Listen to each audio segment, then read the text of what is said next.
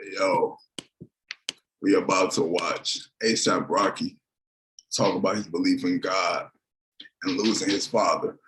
I can relate to that feeling because I lost my mom years ago, 2007. I had just turned 15. This was like days after my 15th birthday. But we're gonna hear what he got to say. It's two parts to this. So I'm gonna watch this one, then I'm gonna watch the second one, and then I'm gonna talk. But I'm gonna speak. Y'all know how I do. I speak as the video goes. Your belief in God. Man, How important has that been to you, your belief in God?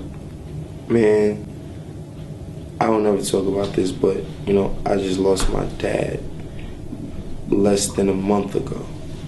The fact that I could sit here and talk to you guys is a blessing. I don't know why my dad is gone. I don't know why God took him, but it's a reason, I'm assuming, a good reason.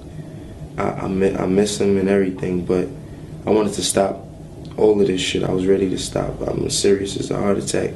I wanted to stop. As far as this clip, let me close this one out because it's over with. But as far as this clip, I felt them because when my mom died my first day of my freshman year of high school. The first day, September 5th, 2007. That was my first day of high school, freshman year. I wanted to quit school and I wanted to give up on life, but something told me not to. So I still went to school that same day.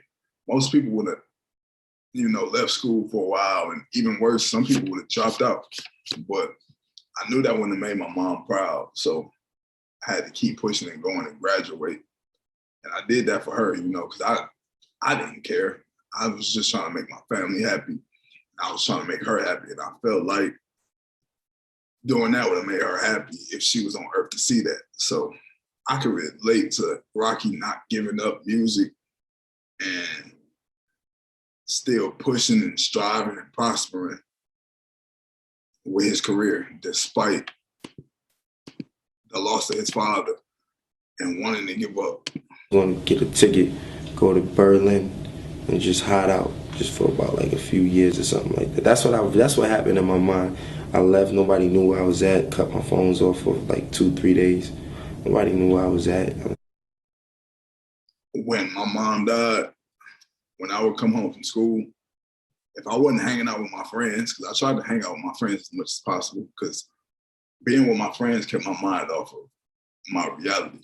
But when I would get home, I would just hide in my room, just never leave. So I can relate to not talking to people and just isolating myself, because that's exactly what I did when my mama died.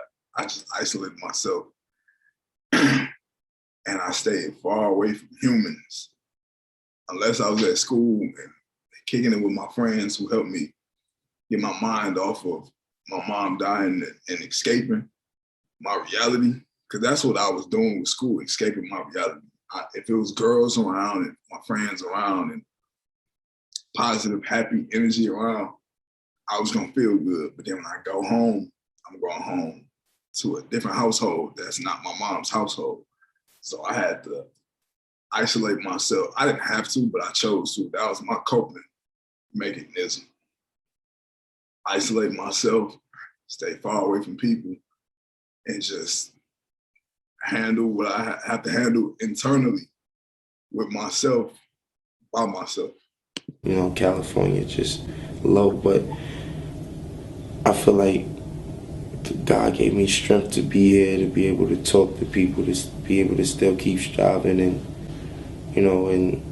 coping with life. And I just feel like me having my album leaked a month early and still having a successful project goes to show that there are higher powers up there really praying for me.